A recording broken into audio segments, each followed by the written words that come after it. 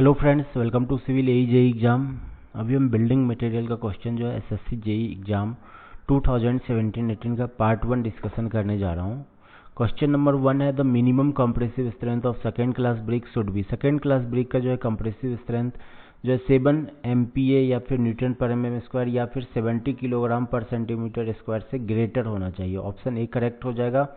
First class का 10.5 Newton पर M square से ग्रेटर होना चाहिए। कॉमन बिल्डिंग ब्रिक का 3.5।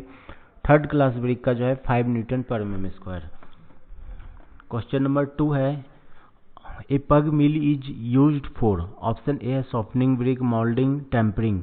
ऑप्शन सी करेक्ट होगा। टेम्परिंग के लिए हम यूज करते हैं। Tempering of brick is done in pug mills and the operation is called पगिंग।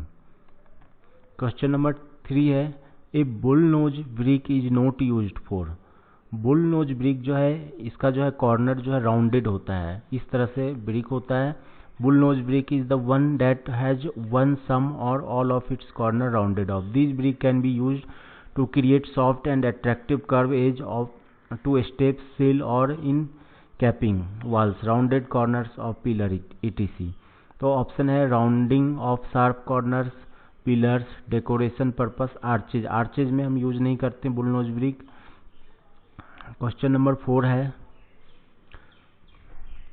The defect that is caused by falling of rain water on the hot surface on the brick is known as. इसे हम chuff कहते हैं, चफ्स। Option B correct हो जाएगा। Rain जो है अगर hot brick पे होता है तो इसे हम चफ्स, इसके कारण जो डिफेक्शन होता है उसे हम चफ कहते हैं। Chuffs deformation of the sharp of brick caused by the rain water falling on hot brick is known as chuffs. Bloating क्या होता है? ब्लोटिंग में जो है ब्रिक जो है स्पॉन्जी सॉलिड मास हो जाता है over the surface of burnt brick.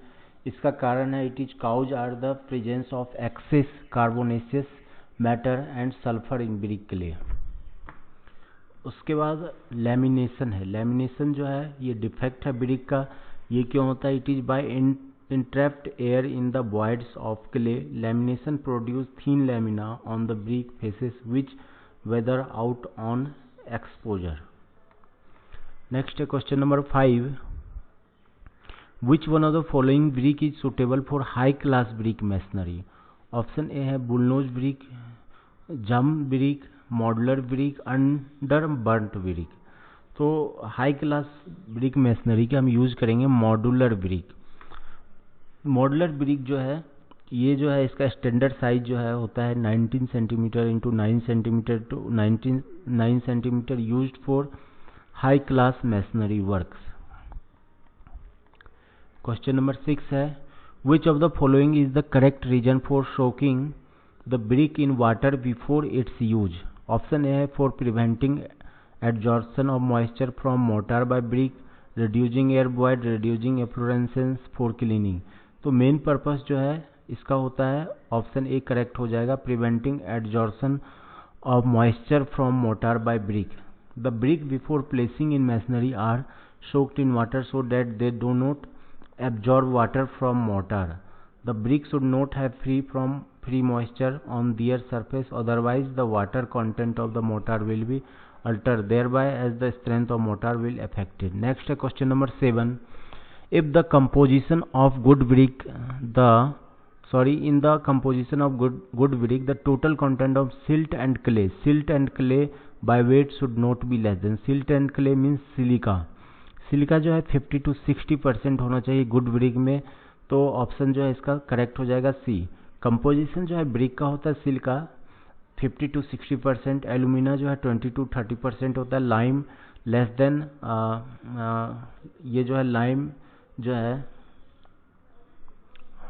Greater than 5%, 10% के अप्रोक्सीमेट होना चाहिए। फेरिक ऑक्साइड जो है 5 to 6% होता है, मैग्नीशिया जो है लेस देन 1%। नेक्स्ट है question number 8। Refractory brick are generally use to resist. Option है chemical action, dampness, high temperature. तो जनरली रेसिस्ट करता है हाई टेम्परेचर। इसका जो है ये टेम्परेचर को 1700 डिग्री सेल्सियस तक रेसिस्ट कर सकता है। Refractory brick These brick are capable for resisting very high temperature up to 1700 degree Celsius without melting or softening. These brick are whitish yellow और लाइट ब्राउन कलर होता है. Water absorption जो है इसका काफ़ी कम होता है, 4 to 10%. Minimum average compressive strength जो है इस ब्रिक का जो है 32.5 MPa या फिर न्यूटन पर mm स्क्वायर होता है. These brick are used in furnace lining. Furnace में हम यूज करते हैं क्योंकि इसका जो है टेम्परेचर रेसिस्टेंस काफ़ी हाई होता है. Hollow files and crucibles etc. Question number 9 है, which of the following statement is correct about rocks and minerals. Which of the following statement is correct about rock and minerals? Option A है shale and mica are metamorphic rock. Shale जो है, cell ये जो है sedimentary rock है और mica ये जो है मिनरल है. तो ऑप्शन ए इनकरेक्ट है. Quartz is igneous rock. Quartz जो है मिनरल है. ऑप्शन ए बी इनकरेक्ट हो गया. Quartz is metamorphic rock incorrect. Quartz and mica are only minerals. Option D correct हो जाएगा. माइका जो है it is shiny silicate mineral with layered structure होता है, found as a magnet scales in granite and other rock. Quartz जो है quartz is a mineral.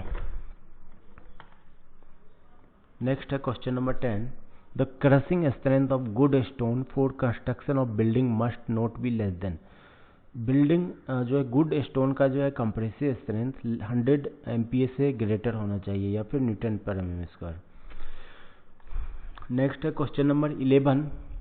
Which one of the following metamorphic rock has more weathering resistance characteristics. Option A है lime stone, फिलाइट, quartzite, slate. इस चारों में जो है सबसे ज़्यादा मोर वेदरिंग रेसिस्टेंस जो है होगा क्वार्जाइट का. क्वार्जाइट ऑप्शन सी करेक्ट हो जाएगा. Quartzite is a metamorphic rock. Quartzite metamorphic rock है resulted from metamorphism of pure quartz sandstone. It is very resisting to weathering.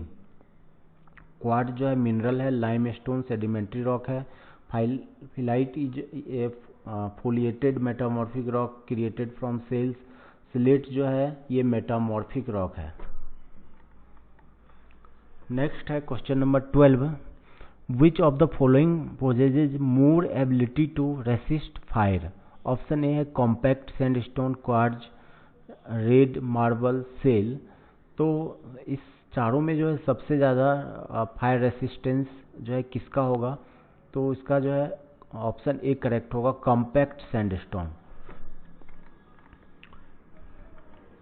Next है question number 13. The process of production of natural stone is known as. Option है dressing, quarrying, crushing, seasoning. तो इसका correct answer होगा process of production of natural stone को हम कहते हैं quarrying. Quarrying जो है it is the process of extracting natural stone from rock. उसका ड्रेसिंग कहते हैं it is the process of giving a stone proper size, shape and finish to the रफली ब्रोकन स्टोन. उसके बाद नेक्स्ट है crushing. Crushing जो है crushing is the process of obtaining aggregate produced by mining a suitable rock deposit and breaking the removed rock down to the desired size using crushers. Seasoning हम करते हैं. उसके बाद सीजनिंग जो है drying of stone from quarry sap is known as seasoning of stone. Question number 14 है. The light weight aggregate are obtained from. Option A है sedimentary rock, metamorphic rock, igneous rock, volcanic rock. Light weight aggregate हम obtain करते हैं volcanic rock से. Next है which of the following defect appears due to presence of alkalies in the brick. Option A है bloating, black core, cracks. Option D correct होगा efflorescence.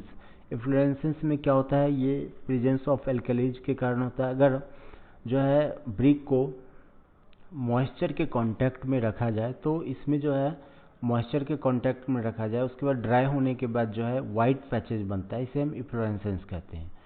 Efflorescence, this is caused because of alkalis present in bricks. When brick come in contact with moisture, water is absorbed and alkalis crystallize.